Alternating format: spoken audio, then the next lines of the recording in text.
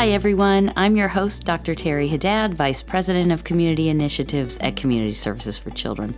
Welcome to the Parent Project Podcast. This work stems from our vision for an engaged community where every child thrives and every family succeeds. CSC has been serving families for over 50 years, and we know that parenting can be hard. We're inviting local doctors, teachers, counselors, social workers, and other experts to provide perspectives to help parents maneuver the sometimes challenging role of parenting. Joining us today is Beth Tomlinson. She's a social worker and child advocate for close to 30 years. She's also the Senior Director of Community Resilience with the United Way of the Greater Lehigh Valley, and co-founder of Resilient Lehigh Valley, a community-driven effort to promote hope and healing in Lehigh Valley youth, families, and communities. They do this through advancing trauma-informed and culturally responsive practices and systems. Beth is also the proud mom of 3 kids and 1 very spoiled puppy. Thank you for joining us. Welcome, Beth Tomlinson. Thanks for having me, Terry. What does resiliency mean? Resiliency is the ability to bounce back from difficult, tough experiences stronger and more resourceful. It's not something you either have or don't have. It's something you can build from the strengths that you already have. And family resiliency is the ability for a family to bounce back through tough experiences together. And to build family resilience, you need hope that there's a better life on the other side of this tough experience.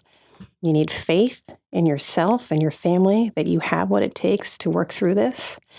You need strong communication as a family, talking about your feelings, listening to each other, helping your children put words to their feelings, being honest with what's going on and how you're going to get through it together. And you need help, even on a good day as a mom of 3, even during the good times, you just can't do it alone. And especially through those tough, painful, really taxing, overwhelming moments that we all face from time to time. You really need to lean on family, friends, service providers, counseling supports, your child's school. We really can't do it alone. And lastly, you need to remember to still have fun as a family. Children need play to develop. Laughter helps relieve stress, makes us feel more connected to each other. And parents, you need to fill up your own emotional bucket too, right? We can't pour from an empty vessel. Very good. And I know that you've spent a lot of years on resiliency and the importance of resiliency. So how do you build that in your family? We know you need that, but how do you build it? Right. Really, really important.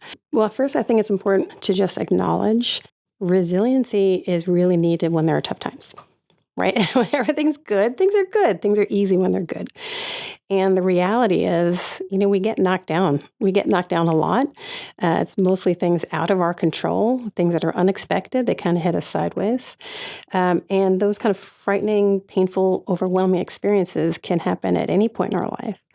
But they have the most harmful and long-term potential impact when they happen during childhood, when a child's brain, body, nervous system are still developing. We call these kinds of harmful experiences adverse childhood experiences, or ACEs for short. Things like witnessing violence, abuse, neglect, having a family member with a mental illness or substance use issue or who's incarcerated. They're experiences that disrupt your sense of stability, safety, trust, and well-being. And sadly, ACEs are really, really common in the U.S.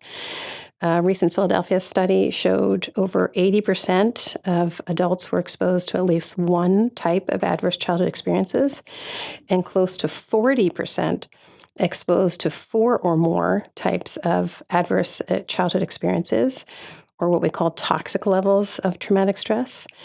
And research shows us that exposure to toxic levels of traumatic stress as children can shape the brain and nervous system in harmful ways, result in higher risk for many physical and mental health challenges later in life, like diabetes, Alzheimer's, stroke, cancer, heart disease, even suicide. Right? So how can we lessen the impact of adverse childhood experiences on our children and build resiliency? Because we can't always control what happens, right? But we can control how we respond, right?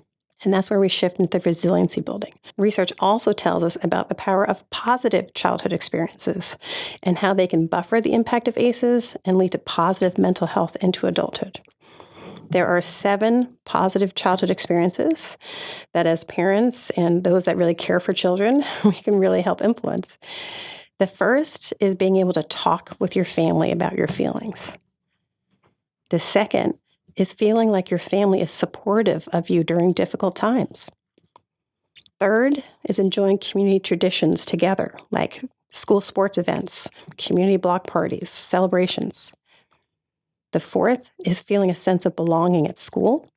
The fifth, feeling supported by friends. The sixth, having at least 2 non-parent adults who genuinely care about you. And lastly, the seventh, feeling safe and protected by an adult at home. So how can we make sure our children benefit from as many of these positive childhood experiences as possible? What can we ask our schools to help with? How can we connect our children with mentors, coaches, after-school programs, clubs, and opportunities? How can we create a family culture where we talk about our feelings, where we help children put words to their feelings, validate their feelings? Things like, I hear you. Sounds like you're angry or sad or frustrated. Let's talk about that. I'm here to help. How can we create a sense of safety at home? How can we help ourselves and our children feel like we're part of a larger community, like joining a faith community or being actively engaged in your child's school community? And there are a lot of resources out in community to engage with. And Beth, I love what you said about having your naming the child's feelings and validating them. So this podcast is for parents. So what are some simple things that parents can do, like naming the feeling? I understand you're frustrated. I can see that you're angry. What else can parents do at home to create this sense of resiliency and safety and understanding? Any other simple tips for parents? Sure. So as a parent myself, I wish I knew some of these tips. My baby's now 19. So one simple kind of strategy is really just to understand when your child's expressing emotions or when their behavior, rather, when they're acting out or tantruming or any of those things. That behavior is expressing an emotional need in the child. So one, just recognizing when the behavior is going sideways. It's not so much about the behavior, it's about the emotions underneath. So that's a great time to pause, right? As a parent, take some deep breaths, count to 3, 5, 10, whatever it takes. Kind of focus on being calm yourself so you don't react in a way that really isn't your best self. And then help the child also get to a place of calm, right? A child's like learning and talking brain can't be on at the same time as their emotional brain, right? Emotions kind of kick that critical thinking, reasoning part of the brain offline. Well, sure. Even as adults, when we get too emotional, we can't respond accurately. So I guess we ought to take a more careful look. I don't think when my kids were growing up, like my kids are much, much older. They're all adults now. But we didn't say things like, how are you feeling? We said, what's the matter with you? Exactly. Or we went right to yelling, your room. Yes. Time out. You're going to take a time out. That is unacceptable. So I'm glad that we are encouraging parents to really think about what's creating the behavior, not just looking at the behavior, what's behind the behavior. That's so important. Any other great tips for our parents?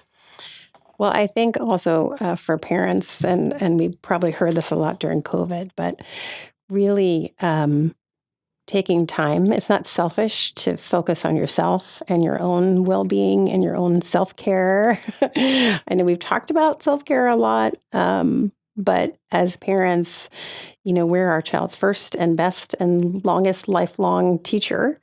So, if we're letting our emotions, our stress overwhelm us, that shows up in our kids. Right.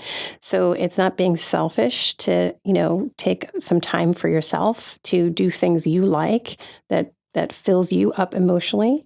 Right. That's being a good parent. So really, encouraging parents to take time If it's going for a walk, if it's, going out with friends, if it's reading a book, whatever it is that fills your tank, you need to do that. You really need to do that because that just helps you be a better parent. Well, I think that's great advice as well, because I think as parents, we can become consumed with taking care of the needs of everybody else in the household, whatever it is they need, whether it's food, clothing, homework, help, negotiating an argument, whatever it is. It's just a constant, reacting to taking care of the needs of everyone else. And how wonderful if we can encourage parents to take care of their own needs a little bit. It will make them stronger, more resilient, and I guess create resiliency in the whole family that way. Is that true? Yeah, definitely. I mean, as parents, we're not to be biased, but, especially moms, right? Yes. Just especially moms. So shout out to all the moms. A lot of it falls to us, right? To set the tone for our family, to, know what's going on with our kids and how our kids are feeling, what's happening with them in school, what's happening with other kids in the neighborhood. It's on us to take care of their physical health, right? Their mental and emotional health, be on top of their grades. And that can be exhausting. It really can. So you need to take care of yourself, and you need to know that you're not alone, right? Feeling alone as a parent just weighs you down. Mm. It weighs you down and makes it easier for you to feel overwhelmed and like you kind of can't get through it.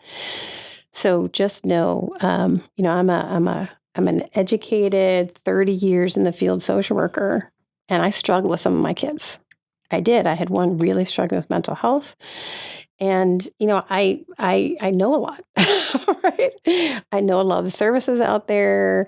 I know a lot about mental health. And I really struggled as a parent supporting him through his mental health crises. And I did. I had to really lean on every service, every friend, every provider I could think about. And it helped. It helped us get us through it. It helped my child get to a place of mental wellness and resilience and strength, and he's doing great now. Especially, I think, as parents, especially, I think, as moms, we all just need to be okay asking for help. And asking for help is not a sign of weakness. It's really a sign of strength. And it is essential to building family resiliency. And it also teaches our kids that there are others out there. There is help out there, and they don't have to feel alone. That's great advice, Beth. And so what type of resources does Resilient Lehigh Valley offer for parents? Sure, thanks. So we have a website, resilientlehighvalley.org, and we have lots of free parent videos, training videos, tips, tools, kind of some strategies for emotional regulation skills, helping with some of that challenging behavior. So lots of resources for parents on our website. We're also doing some community engagement events, like partnering with the Unidos Foundation. And we also offer some parent resiliency programs called TREE. But there are also some great resources in community like 211, which is a free and easy hotline available 24/7 in multiple languages. So if you or your children or any of your family members or friends need any help with finding any health or human service supports, 211 is a great number to know. Our counties here, Lehigh and Northampton County, have information referral hotlines that you can call that will connect you and your children to services as well. And we have a lot of partners that really offer some free resources and services too, like Shanti Project, their website. They have some amazing, in English and Spanish, free videos on family mindfulness and stress reduction, relieving exercises that are really, really good and fun to do with kids. So just kind of encourage folks to really reach out and tap into the resources that do exist. There's help available. Any final thoughts for our parents or our listeners? You're not alone, right? What you're facing or may face or have already overcome, others have been on that journey too. And others are here to walk with you in your journey. So you're not alone. You're loved. You're worthy. And we're all here for you.